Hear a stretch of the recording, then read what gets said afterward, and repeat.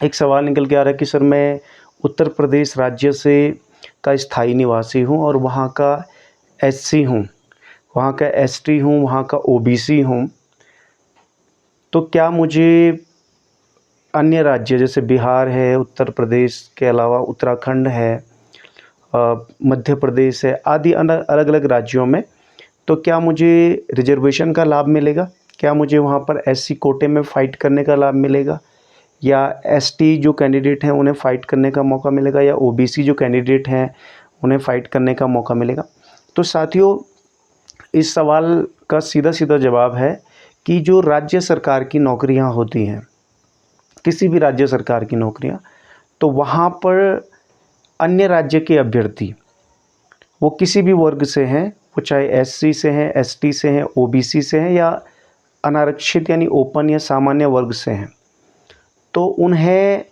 अपने राज्य के इतर दूसरे राज्य में सिर्फ अनारक्षित की ही सीटों पर फाइट करने के लिए अवसर प्रदान किया जाता है राज्य सरकार की नौकरियों में।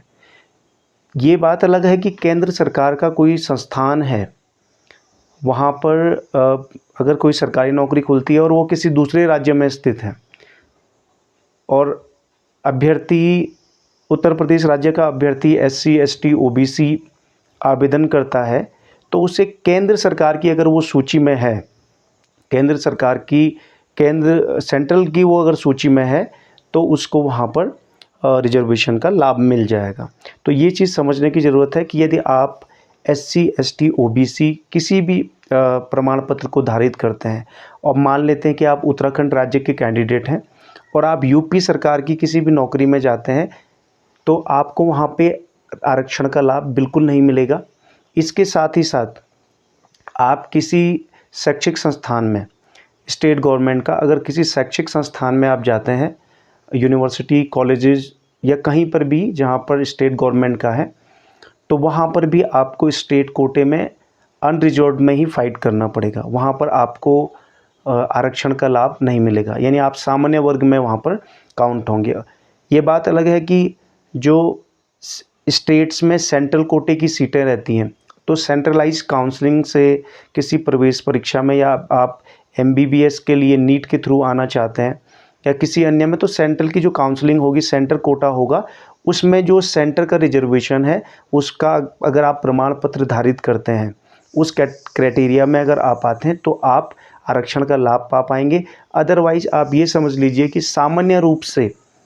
अगर आप किसी राज्य सरकार की नौकरियों में आवेदन करते हैं, तो वहाँ पर आपको कोई आरक्षण का लाभ नहीं मिलने वाला है। अगर आप अपने राज्य से के अलावा किसी और राज्य में जाते हैं जॉब के लिए, या जॉब के लिए आवेदन करते हैं या वहाँ पर नौकरी पा लेते हैं, तो आप सिर्फ और सिर्फ अनारक्षित वर्ग के कोटे में फ़ाइट कर पाएंगे, उसी में आपका सिलेक्शन होगा। उसके अलावा आप किसी भी कोटे में, ना वहाँ के एससी में कोटे में आपको चांस मिलेगा, ना एसटी और ना ही ओबीसी कोटे में। ये राज्य सरकार की नौकरियों के मामले की बात हो रही है। यदि आपका कोई सवाल हो इससे लेके, तो कमेंट सेक्शन में आप कर सकते हैं।